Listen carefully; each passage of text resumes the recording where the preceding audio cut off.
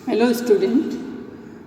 अभी तक जो अपन ने पढ़ा एंडोक्राइनोलॉजी कंप्लीट हो चुका है। ठीक है, लास्ट जो अपना टॉपिक था एड्रिनल मेड्यूला। ठीक है, आज मैं आपको जो एंडोक्राइनोलॉजी अपना लास्ट 1 मंथ से चल रहा है उसमें मैंने ऑनलाइन जो अपना हुआ है उसमें वीडियो प्लस नोट्स एंड साथ में ऑडियो लेक्चर है, उसके साथ में मैंने ये आपका पूरा चैप्टर कंप्लीट किया है। ठीक है ना, आज जो ओवरऑल एंडोक्राइनोलॉजी है उसका पूरा ब्रीफ मैं आपको करूँगी और इसके साथ में जो उससे रिलेटेड जो इम्पोर्टेंट क्वेश्चंस है या फ्रिक्वेंटली आस्किंग क्वेश्चंस है उसके बारे उसके दिस फ्रिक्वेंटली आस्किंग क्वेश्चंस है वो भी अपन आज डिस्कस करेंगे। ठीक है ना, इसके अलावा जो फ्रिक्वेंटली आस्किंग क्वेश्चन देखो endocrino frequently asking question it means for examination aspects है। ठीक है, उस पर भी अपन उसको भी अपन हाईलाइट करेंगे। एंड इसके अलावा कुछ मैं आपको क्वेश्चन दूंगी जस्ट शॉर्ट नोट टाइप ही है, मतलब जिससे मतलब आप खुद असेस कर सकते हैं या मैं भी असेस करूँगी या मैं मतलब कि वी कैन असेस कि हाँ कि अभी आपको कितना एंडोक्राइनोलॉजी कितना समझ में आया और कितना आपको उसमें कहाँ कुछ प्रॉब्लम है। वो पर्टिकुलर कुछ क्वेश्चन कि जब आप आंसर देंगे या उसका जब आप उसका वापस रिवर्ट उसका आंसरिंग करेंगे तो उसमें आइडिया हो जाएगा कि आपको एंडोक्राइनोलॉजी कितना समझ में आया है या फिर आपने उसको कितने अच्छे से अटेंड करा है। ठीक है हाँ, देखो इसमें ये है कि एंडोक्राइनोलॉजी के आपके पास में सारे नोट्स मैं दे चुकी हूँ। तो अभी आप ऐसा करेंगे कि जो मैंने आपको नोट्स दिए हैं उसका आप एक प्रिंट आउट निकाल दीजिए एंड प्रिंट आउट के साथ में हार्ड कॉपी रहेगा या फिर लैपटॉप में जैसे भी आपको कन्वीनियंट रहे, स्मॉल बेटर कि आप उसका हार्ड कॉपी निकाल दें एंड जो वीडियो लेक्चर्स है या जिस ऑडियो लेक्चर्स जो मैंने आपको दिए उसके साथ में आप सुनेंगे समझेंगे तो आपको समझ में आ जाएगा। ठीक है, फिर भी कहीं कुछ प्रॉब्लम है डाउट है तो आप पूछ सकते हैं। ठीक है, एंडोक्राइनोलॉजी जो स्टार्ट किया था मैंने हाइपोथैलेमस से। हाइपोथैलेमस का मैंने बताया था कि hypothalamus is a part of nervous system. ठीक है, ये अपना हो गया था हाइपोथैलेमस। ये सारा अपना हो चुका है। ठीक है, ये सारा अपना हो चुका है। इसमें फर्स्ट जो मैंने आपको बताया था हाइपोथैलेमस। हाइपोथैलेमस जो है वो नर्वस सिस्टम का पार्ट है, लेकिन वो किसको कर रहा है पूरा जो वो किसको रेगुलाइज कर रहा है, किसको कंट्रोल या कमांडिंग कर रहा है, पिट्यूटरी ग्लैंड्स के जो हार्मोन्स है उसको रेगुलेट करता है या उसके सिक्रीशन को कंट्रोल करता है। ठीक है, नाउ पिट्यूटरी ग्लैंड्स उसको क्या बोलते हैं, मास्टर ग्लैंड बोलते हैं। मास्टर ग्लैंड क्यों बोलते हैं, क्योंकि जो रेस्ट ऑफ जो ग्लैंड है बॉडी की उसको commanding and controlling it means उसके जो हार्मोन्स का सिक्रीशन होता है उसको कंट्रोल एंड कमांडिंग कौन करता है, पिट्यूटरी ग्लैंड करता है। ठीक है, तो इट मीन्स देखा जाए तो अब hypothalamus is a part of nervous system. ठीक है, now pituitary gland itself it is concerned to endocrinology. ठीक है, तो इसमें क्या है कि एंडोक्राइन के एस्पेक्ट में देखेंगे तो पिट्यूटरी ग्लैंड है, तो इट मीन जो बॉडी के जो सारे हार्मोन्स है स्टार्टिंग में मैंने आपको बताया था, तो एंडोक्राइन है वो क्या करता है बॉडी में अगर कोई क्रॉनिक चेंजेस हो रहे हैं या लॉन्ग टर्म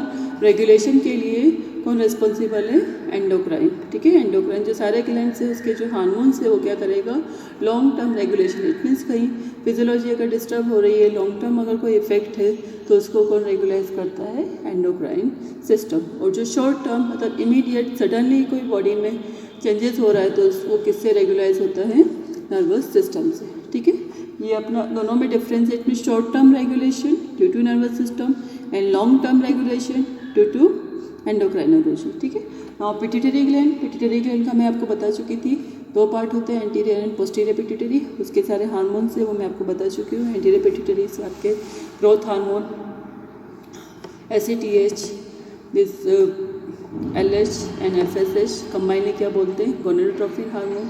ठीक है, आपका एंटीरियर पिट्यूटरी से सिक्रेट होता है and thyroid stimulating hormone is also thyroid stimulating hormone that is secreted from anterior pituitary. Posterior pituitary से जो सिक्रेट होता है कौन कौन से हार्मोन है, ADH is anti diuretic hormone. दूसरा उसका क्या नाम है, वाजोप्रेसिन। ठीक है, एंटी डायूरेटिक एंड वाजोप्रेसिन दोनों सेम है। दूसरा कौन सा हार्मोन है, ऑक्सीटोसिन। ठीक है, ऑक्सीटोसिन कब सिक्रेट होगा, एट टाइम ऑफ पार्चुरेशन। ठीक है, उसके सारे जो फंक्शन है वो मैं उसके नोट्स दे चुकी हूँ और उसको समझाने के हिसाब से मैंने आपको ऑडियो लेक्चर दिया था, ठीक है। तो ये देखो आपका 3rd टाइम रिवीजन है, notes plus audio lectures and plus आपको मैं ब्रीफ कर रही हूँ। तो आई थिंक आपको कहीं कुछ प्रॉब्लम नहीं होनी चाहिए अगर आप अच्छे से आपने अटेंड किया है, सुन रहे हैं, डेली आप अपने आप को अपडेट रख रहे हैं फिजियोलॉजी सब्जेक्ट से, ठीक है। नाउ नेक्स्ट जो अपनी ग्लैंड है इसका मैंने आपको बता दिया था, पिट्यूटरी ग्लैंड के जो सारे हार्मोन्स हैं उसके क्या फंक्शन होंगे, कौन सी ग्लैंड को कंट्रोल और रेगुलाइज करता है, टीएसएच का कहाँ पर है, वो सारा मैं आपको बता चुकी थी, ठीक है। नाउ नेक्स्ट जो हार्मोन है, सॉरी नेक्स्ट जो ग्लैंड है वो कौन सी है, थायराइड ग्लैंड, ठीक है। थायराइड ग्लैंड से जो हार्मोन सिक्रीट होते हैं, थायराइड हार्मोन जो होता है वो सिंथेसिस उसका बनना है, वो मैंने आपको बताया था। उसमें आयोडीन का क्या रोल है वो अपना हो चुका था, ठीक है। तो इसके साथ में अप्लाइड फिजियोलॉजी, ठीक है। ये अपना थायराइड ग्लैंड के साथ में और कौन सी होती है, पैराथायरॉयड ग्लैंड, ठीक है। पैराथायरॉयड ग्लैंड से क्या होगा, पैराथार्मोन से पीटीएच हार्मोन, वो क्या करता है, कैल्शियम, ब्लड में कैल्शियम लेवल को क्या करता है, रेगुलाइज करता है। और जो थायराइड हार्मोन है, थायराइड हार्मोन में आपका T3 T4 and TSH is a hormone of pituitary gland, ठीक है। Now T3 T4 and calcitonin 3 hormones होते हैं, वो कहाँ से सिक्रीट होते हैं, थायराइड ग्लैंड से। उसका सारा फंक्शन मैं बता चुकी थी, साथ में आपको अप्लाइड फिजियोलॉजी, ठीक है, वो भी अपना हो गया था। जैसे हाइपोथायरॉयडिज्म है, हाइपर थायरॉयडिज्म एंड हाइपर के साथ में क्लिनिकल फीचर्स क्या आएंगे, अगर ज़्यादा सिक्रीशन हुआ तो उसके साथ में TSH का लेवल क्या होगा वो मैं आपको बता चुकी हूँ। एंड अगर कम सिक्रीशन हो रहा है T3 एंड T4 का, तो उसके साथ में TSH का क्या ब्लड में लेवल रहेगा, कम होगा या ज़्यादा होगा, वो सारा मैं आपको बता चुकी हूँ, ठीक है। जैसे हाइपो एंड हाइपर थायरॉयडिज्म, ठीक है। पैराथायरॉयड ग्लैंड एक ही हार्मोन है, जैसे पैराथार्मोन हार्मोन वो अपना हो चुका है। नेक्स्ट जो ग्लैंड है पेनक्रियास, ठीक है, पिट्यूटरी ग्लैंड का अपना हो गया, पिट्यूटरी ग्लैंड, ठीक है। उसके and their hormones and their, ठीक है, ये अपना हो गया था। Now thyroid gland and their hormones, ये अपना हो गया है। नाउ नेक्स्ट जो ग्लैंड है पेनक्रियास, ठीक है। पैंक्रियास को आपने किस में पढ़ा है, इस डाइजेस्टिव सिस्टम में भी पढ़ा है, और एज वेल एज आप किस में अभी आपको बताया था, एंडोक्राइन सिस्टम में, ठीक है। एंडोक्राइनोलॉजी में भी मैंने आपको बताया था। इट मीन्स जो पैंक्रियास है वो क्या है, exocrine as well as endocrine, दोनों ही ऑर्गन, दोनों ग्लैंड है, एक्सोक्राइन एंड एंडोक्राइन। तो एक्सोक्राइन में क्या होगा, वो किससे रिलेटेड होगा, for secretion of digestive enzyme, ठीक है, वो अपना डाइजेस्टिव सिस्टम में हो चुका है। और एंडोक्राइन में अपना जो हार्मोन होते हैं वो कौन कौन से हैं, इंसुलिन। दिस पैंक्रियास का मैंने जब आपको एड्रिनल ग्लैंड समझाया था उसके साथ में भी मैंने आपको लिटिल बिट ब्रीफ किया था। दिस पैंक्रियास है, पैंक्रियास का जो एंडोक्राइन पार्ट है, एंडोक्राइन में आपका इंसुलिन एंड ग्लूकागोन है, ठीक है, मेन हार्मोन है। इसके अलावा सोमेटोस्टेटिन हार्मोन है। सोमेटोस्टेटिन क्या कर रहा है, दोनों ही हार्मोन्स जो सिक्रेट होता है उसको क्या कर रहा है, रेगुलाइज करता है और बैलेंस करता है, ठीक है। इसके अलावा ग्रोथ के लिए भी रेस्पॉन्सिबल है, ठीक है। ये अपना हो गया था। नाउ जो इंसुलिन एंड ग्लूकागोन, ठीक है, उसका अगर हाइपो, यूजुअली क्या होता है, अगर हाइपो या हाइपर, या अगर नॉर्मल सिक्रीशन नहीं हो रहा है इंसुलिन या ग्लूकागोन का, या इसमें इम्बैलेंस कंडीशन है, तो उसके साथ में क्या होगा, डायबिटीज़ मेलाइटस, वो मैंने आपको बता चुकी हूँ, ठीक है। एवं एड्रिनल के साथ में भी मैंने आपको बताया था डायबिटीज़ का, ठीक है। नाउ नेक्स्ट जो अपनी ग्लैंड है वो आपको एड्रिनल ग्लैंड एंड दूसरा नाम क्या है उसका, सुप्रारिनल ग्लैंड, और क्लिनिकल एस्पेक्ट से क्या बोलते हैं, it is a life saving gland, ठीक है। तो उसके हार्मोन्स का भी जस्ट अपना कंप्लीट हुआ है, तो आई थिंक आपका पूरा ये कंप्लीट हो चुका है, ठीक है, अच्छे से मैं आपको समझा चुकी हूँ। एंड इसमें अगर एंडोक्राइन की अगर आप बात करें तो एंडोक्राइन में क्या है, एंडोक्राइन जो है it is not a theory aspect से, मतलब एंडोक्राइन अगर आपको समझ में आ गया तो इट मीन्स आप मोर देन 90% जो पेशेंट आपके क्लिनिक पे आएंगे, या जब आपसे जब आपसे ट्रीटमेंट लेंगे, तो आप उसमें जो 90% डायग्नोसिस परफेक्टली कब होगा, जब आपका एंडोक्राइनोलॉजी पर बिल्कुल अच्छे से आपका कमांड है, मतलब आपका एंडोक्राइन नेम में से बिठा के, थ्योरी नहीं, मतलब एंडोक्राइन में आपको समझना है कि उसका मतलब क्या चीज़ किस ग्लैंड के साथ में रिलेशन है, उसका हार्मोन्स का बॉडी पे कहाँ इफेक्ट हो रहा है, किस कंडीशन में सिक्रीट हो रहा है, सिक्रीट हो रहा है तो क्यों हो रहा है, और हो रहा है तो वो बॉडी में क्या नॉर्मलिटी कर रहा है या क्या होमोसिस डेवलप कर रहा है। अगर एक्सेस होगा तो उसके साथ में एबनॉर्मल कंडीशन क्या होगी। सिंपल सा है, पेशेंट आपके पास में आता है तो वो एक्यूट कंडीशन में तो आता है, बट एक्यूट कंडीशन किसका होता है, पास्ट में उसकी कोई ना कोई क्रॉनिक डिजीज़ चल रही होती है, मतलब क्रॉनिक डिजीज से वो सफ़र कर रहा है, बट उसमें जब आपके पास में किस कंडीशन में आ रहा है, एक्यूट एग्जाबरेशन में आ रहा है। ठीक है, तो इट मीन्स अगर आपको एंडोक्राइन का अच्छे से नॉलेज है कि हाँ एंडोक्राइन कि कौन सा हार्मोन का कौन से ऑर्गन या कौन से पार्ट पे इफेक्ट है, तो आपका डायग्नोसिस परफेक्ट होगा। डायग्नोसिस परफेक्ट होगा तो आपका मैनेजमेंट एंड ट्रीटमेंट भी क्या होगा, आप अच्छे से कर पाएंगे। ठीक है, ना इम्पोर्टेंट क्वेश्चन की मैं बात कर रही थी। इम्पोर्टेंट क्वेश्चन थ्योरी एस्पेक्ट से देखो, क्लिनिकल एस्पेक्ट से क्या एंडोक्राइन का मेनली जो है इसमें आपका जो अप्लाइड फिजियोलॉजी हर एक ग्लैंड की वो आपको पता होना चाहिए। ठीक है, अप्लाइड फिजियोलॉजी इट मीन्स ऐसा नहीं कि थ्योरी हाइपोथायरॉयडिज्म में ये क्लिनिकल फीचर्स है, हाइपरथायरॉयडिज्म में ये क्लिनिकल फीचर्स है, ड्वार्फिज्म में ये होता है, जाइजेंटिज्म में ये होता है, क्रिटिनिज्म में ये होता है, डायबिटीज मेलाइटस में ये होता है, डायबिटीज इंसिपिडियस में ये होता है, कुशिंग में ये होगा, एडिसन डिजीज में होगा, ये नहीं, ये आपका क्या हो गया टोटली ब्लड एप्लीकेशन किया आप ब्लड।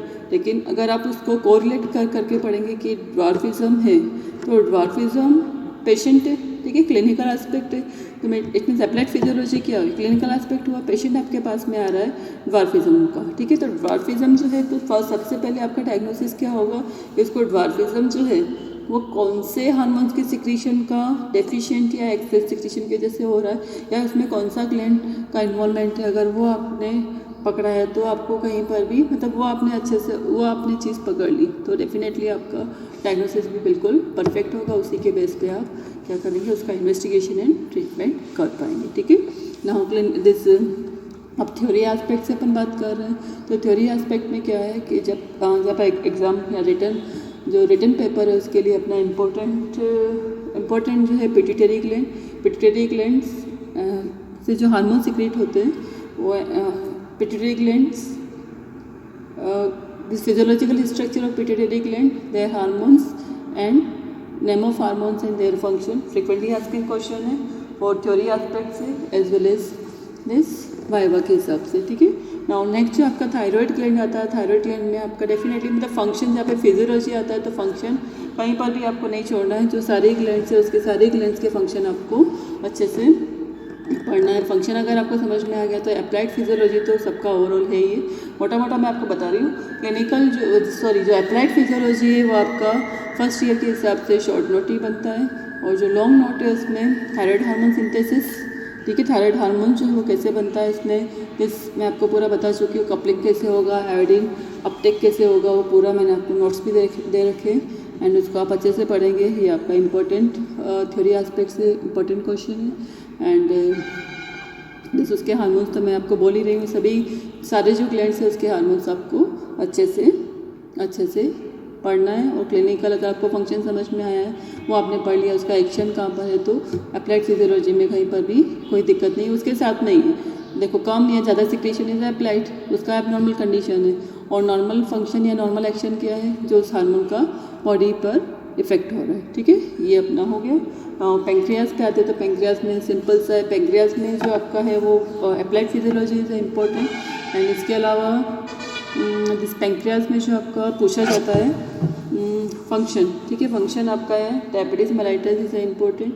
ठीक है, एंड कार्बोहाइड्रेट मेटाबॉलिज्म तो आपको उसमें आएगा डेफिनेटली, तो उसमें आपको इंसुलिन का बताना है, इंसुलिन क्या करता है इस ग्लूकोज अपटेक के लिए रिस्पॉन्सिबल है। ठीक है, नाउ देन इसके बाद में एड्रिनल ग्लैंड में आपको पूरा अच्छे से पढ़ना है। फंक्शन जो है सारे जो ग्रुप ऑफ हार्मोन्स है उसके फंक्शन आपको अच्छे से पढ़ना है। क्लिनिकल एस्पेक्ट से भी इम्पोर्टेंट है एज वेल एज आपका थ्योरी एस्पेक्ट से भी इम्पोर्टेंट है। ठीक है, ये आपका दिस फ्रिक्वेंटली आस्किंग क्वेश्चन है जो आपको दिस पूरा अपना हो चुका है, लेकिन ये थोड़े जो क्वेश्चन जो मैं आपको बता रही हूँ आपको अच्छे से मतलब ये है कि चैप्टर आपने पूरा कंप्लीट कर लिया। अब नेक्स्ट क्या आता है कि आपको एग्ज़ाम देना है, तो एग्ज़ाम के हिसाब से आप क्या करेंगे, डेफिनेटली क्वेश्चन वाइज कि हाँ क्या आपको पढ़ना है, तो वो पार्ट भी आपका इम्पोर्टेंट है। ठीक है, तो उसी हिसाब से आप पूरा चैप्टर कंप्लीट करेंगे। ठीक है, हाँ कुछ मैं आपको क्वेश्चन दे रही हूँ, उसका जो रिप्लाई है फर्दर जो उसका आंसरिंग है, या तो आप जिस अपनी कॉपी में लिखकर उसको आप पिक खींच के मेरे को व्हाट्सएप करेंगे या फिर आप उसका आंसर आप मेल भी कर सकते हैं। तो दिस विदिन 1 और 2 डेज आपको दिस रिप्लाई देना है। अगर उसमें कहीं कुछ क्वेरी है, समझ में नहीं आ रहा है, तो फिर आप पूछ सकते हैं, ठीक है। नाउ क्वेश्चन नंबर 1 है आपका डिफरेंस बिटवीन, ज़्यादा नहीं है, थोड़ा सा, ताकि मेरे को आइडिया हो जाएगा आपको कितना समझ में आया। Difference between pituitary dwarfism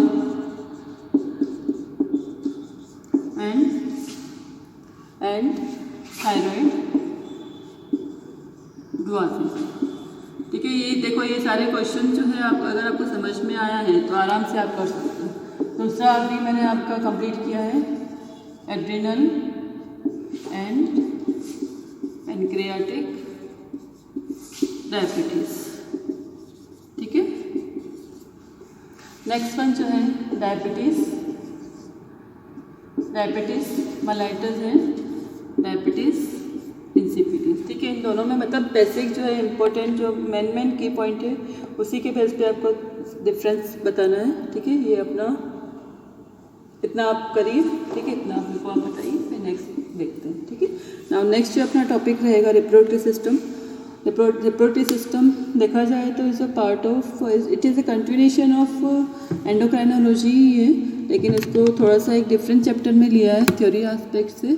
otherwise जो इसमें जो हार्मोन सिक्रीट होते हैं गॉनेट से, उसका सेम हार्मोन्स का पर्टिकुलर पार्ट या ऑर्गन पर ही इफेक्ट है, ठीक है। मतलब सॉरी, जो गॉनेट से जो हार्मोन सिक्रेट होता है तो particular after puberty, time of puberty के साथ में बॉडी में जो चेंजेस होते हैं फॉर रिप्रोडक्शन के लिए, तो उसको अलग चैप्टर में डाला है, उसको अपन पढ़ेंगे। ईजी है, कुछ भी नहीं है। उसमें जो टॉपिक अपन कवर करेंगे मेल रिप्रोडक्टिव सिस्टम में physiological structure, function of male hormone, कौन सा है मेल हार्मोन, टेस्टोस्टेरोन, ठीक है, and this spermatogenesis, applied physiology, ठीक है। उसमें आपका क्रिप्टो ऑर्किडेस्मोरे सारा मैं बताऊंगी। इस ओलिगोस्पर्मिया, ओलिगोजोस्पर्मिया, एस्पर्मिया, एजोस्पर्मिया, सारे टर्म्स हैं जो आपको क्लिनिकल एस्पेक्ट से जब आपके पास में रिपोर्ट आती है तो उसमें आपको पता होना चाहिए, आइडिया होना चाहिए कि ये जो पर्टिकुलर टर्म है, मेडिकल टर्म है, वो किस एस्पेक्ट से या किस पर्पज से, ठीक है। तो क्लिनिकल एस्पेक्ट है जो आपको डेफिनेटली पता होना चाहिए, ठीक है ना। फीमेल रिप्रोडक्टिव सिस्टम में जो डिटेल है फीमेल फिजियोलॉजिकल स्ट्रक्चर ही मैं आपको डिस्कस करूँगी, एंड जो डिटेल है वो आपका आप 3rd ईयर में आप पढ़ेंगे गायनेक एंड ऑब्स में। अपना जो फिजियोलॉजी में होगा simple physiological structure of female reproductive system, function of oestrogen and progesterone and menstrual cycle, ठीक है। ये अपना टॉपिक कवर करेंगे। उसके साथ में अपना रिप्रोडक्टिव सिस्टम में आपका कवर करते हुए फिर नेक्स्ट चैप्टर पे अपन नेक्स्ट चैप्टर स्टार्ट करेंगे, ठीक है। Okay fine, thank you.